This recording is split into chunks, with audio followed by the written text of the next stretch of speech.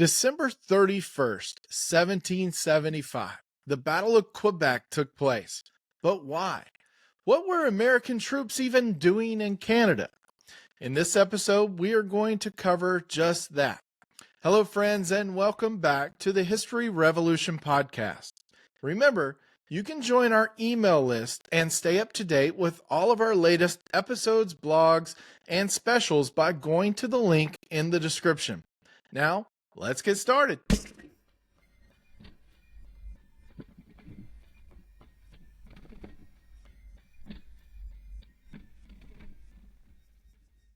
It's important to remember that the Battle of Quebec took place in December of 1775, 7 months before the Declaration of Independence.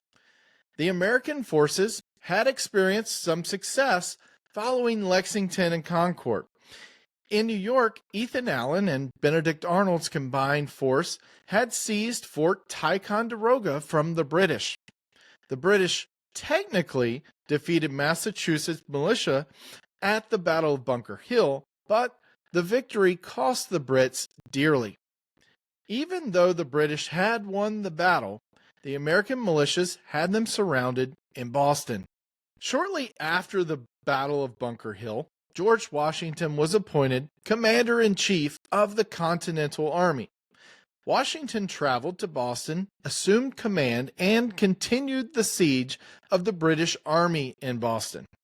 Washington then had the artillery that had been captured from Fort Ticonderoga moved to Boston to improve their firepower. Things were going well. The Second Continental Congress, as well as Washington, wanted to take advantage of their success and momentum. The Americans believed that if they attacked the British in Canada, they would draw the support of Canadians, particularly Catholic French Canadians. In September, the Second Continental Congress authorized the plan to attack Quebec. The plan of attack was for two separate forces to meet outside of Quebec and attack the city together. Two simultaneous expeditions were launched. One, led by Benedict Arnold through the treacherous wilderness of Maine, and another by Richard Montgomery from Fort Ticonderoga. Arnold's march has become legendary for its sheer hardship. His men navigated through dense forests, raging rivers, and the unforgiving terrain of what would become known as the Arnold Trail. Starvation, desertion, and disease whittled down his force, but Arnold's determination did not waver. By November 14th, Arnold and his remaining men reached the outskirts of Quebec. Montgomery, on the other hand, had captured Montreal with relative ease before pushing towards Quebec City. While Arnold was waiting for Montgomery, he demanded that Quebec Governor General Guy Carleton surrender the city to him. Carleton, of course, did not oblige. At this point, Arnold knew that he could not attack the city alone, and he was forced to await Montgomery's arrival. Once Montgomery arrived on December 2nd, both forces had united, but they were still significantly outnumbered by the British defenders under Governor Guy Carleton, who had fortified the city expecting an attack. The Americans again demanded that Carleton surrender the city to them, and again Carleton refused. The Americans were outnumbered and lacked artillery. They were facing harsh winter conditions, starvation, and smallpox. They attempted to blockade the city, but it was not successful. Arnold and Montgomery were faced with another challenge as well. 1775 was coming to an end. That meant the enlistment of many of Montgomery's men was also ending. Montgomery's men made up the majority of the American force, and with them, they were outnumbered. Without them, there was no hope of success. An attack before the end of the year was inevitable if they were ever to capture Quebec.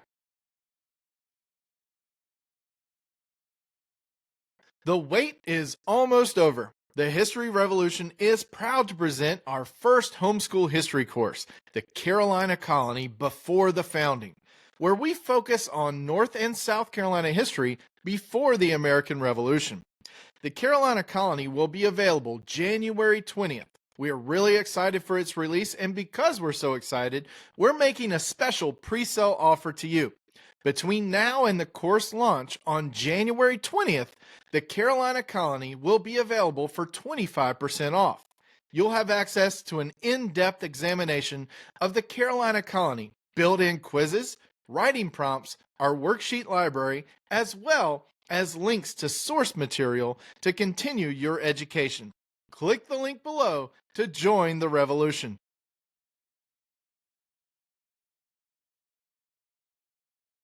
On the last day of 1775, under the cover of a blizzard, the combined forces launched their assault. The plan was to attack from multiple points, hoping to overwhelm the defenders. Montgomery led his men from the south near the St. Lawrence River, while Arnold attacked from the north. However, the operation was fraught with difficulties, and Montgomery was killed almost immediately by grape shot from a British cannon. This threw his men into a state of confusion. They were being overwhelmed by superior firepower, and after his death, Montgomery's men retreated from the city. Arnold was having his own trouble. The snowstorm that they hoped would provide cover was slowing them down and even caused them to get lost. On their way to the north, the British were taking shots at them and throwing grenades from the top of the high city walls. The British aimed at the lanterns that the Americans were using to help guide their way through the snowstorm. Arnold finally entered the city from the north, and his men flooded the unfamiliar city streets, blinded by snow. Arnold was then shot in the leg and forced to personally fall back, leaving Daniel Morgan in command. Unaware that Montgomery had been killed and his men had retreated, Morgan moved to the location that they were supposed to meet together. They soon realized that Montgomery wasn't coming and they were on their own. Governor Guy Carleton took advantage of the disorganized Americans and mounted his counterattack. The remaining Americans left in the fight were vastly outnumbered. Many were out of ammunition, and if they did have ammunition, their guns were rendered useless from the weather. The battle did not last very long, and by 9 a.m. it was over. Daniel Morgan and over 400 Americans were surrounded and forced to surrender. Morgan would remain a prisoner of war for over a year until he was part of a prisoner exchange in January of 1777. After the battle, Arnold attempted to maintain a siege of the city, but it was ineffective. He didn't have the men or the artillery to pull it off. He was outnumbered 3-1 by the British, who were well supplied within the city walls. Arnold's men were still suffering from starvation, disease, and harsh Canadian winter conditions. They were forced to plunder the locals for food and supplies. Arnold also continued to fire upon the city with the little artillery that he did have, and in the process damaged civilian homes. Needless to say, the mission to endear Canadians to the Americans' cause was a failure. The siege's ineffectiveness was made even worse when British reinforcements arrived. In April, General David Wooster arrived from Montreal and took command from Arnold until he was also replaced by John Thomas. Thomas quickly realized that there was no longer any logical reason to remain in Quebec. Carleton's numbers had been bolstered by reinforcements in the spring, and it was time for the Americans to retreat from Canada. As the Americans retreated, Carleton did not make it easy for them.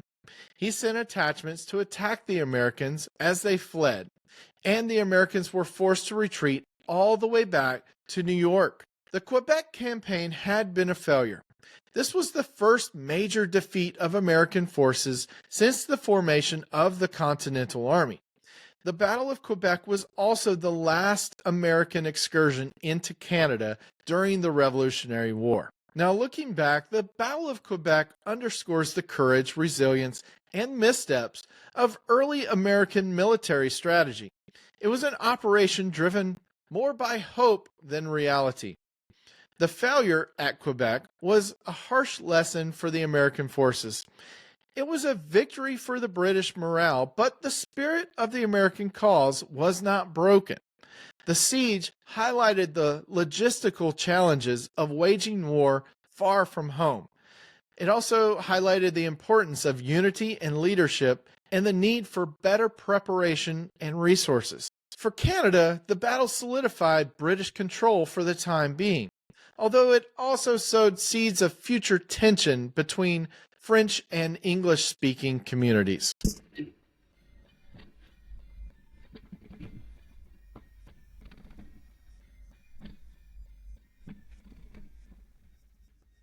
Thank you again, friends, for watching and listening to the History Revolution podcast. Now, don't forget to go to the link in the description to join our email list. And especially, don't forget about our new course, The Carolina Colony, Before the Founding. The link for our limited time pre-sale is also in the description. God bless you all, and we'll see you again next week.